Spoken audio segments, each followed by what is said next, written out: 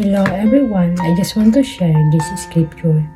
Jesus raised his stone to rescue me from mine. God is going to show himself strong in your life in a new way.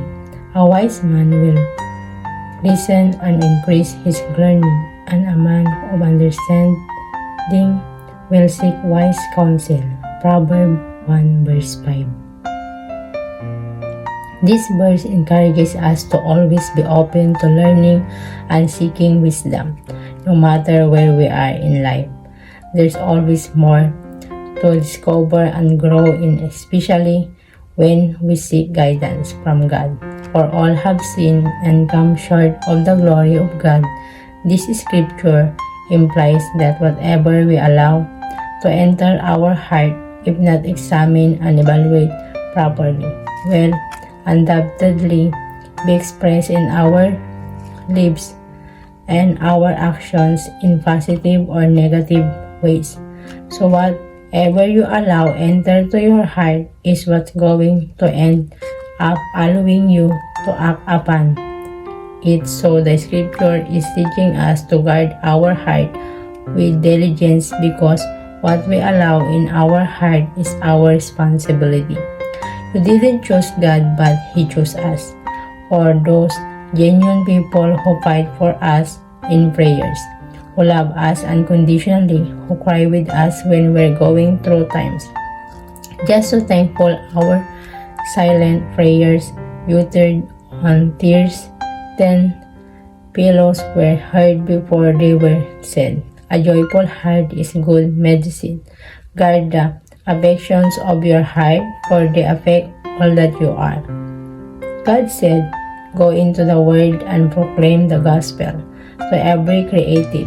I tell you the truth, if anyone keeps my word, he will never see death."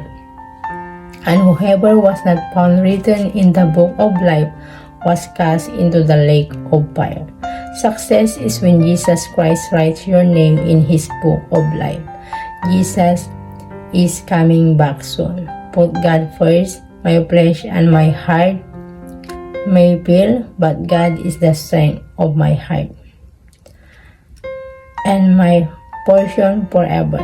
The more powerful a person is, the more he uses his mind. The more fearless a person is, the more he uses his heart. You are the light of the world. A city built on hill cannot be hidden, for with God nothing shall be impossible. I will be with you and bless you, says the Lord. We are special to Jesus. When my spirit grows faint within me, it is you who watch over my way. There was time when your heart burned for Jesus, worship felt alive. Prayer was our go-to conversation, and the word of God spoke to you in ways that left you in awe. If you ever found yourself in this place, you're not alone. Yet I hold this against you. You have forsaken the love you had at first. Take life the day by day, and be grateful for the little things in your life. Don't get stressed over what you can control. If words have power, imagine a prayer. God, thank you for everything. Ever grateful and thankful heart.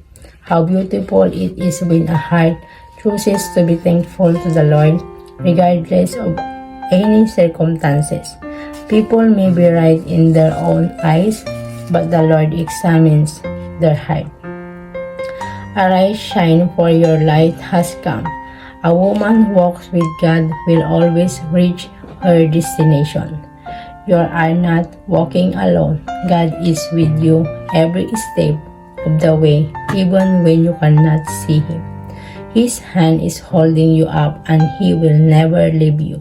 Don't run away from Jesus. Run to Him. I ran away from Jesus and the true Messiah. Jesus showed us the depth of kind love, not a fleeting feeling, but a deep, selfless commitment. To love is to be kind, to choose softness over sharp words, understanding over impatience, love over pride. In the end, is not grand gestures that sustain love, but the daily acts of kindness that whisper, "Don't let sin against you produce sin in you." Keep praying and keep trusting God. One day you will be living in the life that you have been praying for. Jesus said to him, "Thou shalt love the Lord thy God with all thy heart and with all the soul and with all my mind." Don't forget, love covers a multitude of sins, and forgiveness is a prison of our own making. Jesus always tells us you to do those things which are good for our mental and spiritual health. Jesus is teaching us to be people of integrity. We should be truthful and reliable in our speech. This builds trust and honors God. Thank you, Jesus, for not giving up on me. Thank you for this beautiful day. Thank you for loving me and to my family. I pray for everyone. The grace of our Lord Jesus be with you. Thank you, everyone. God bless you.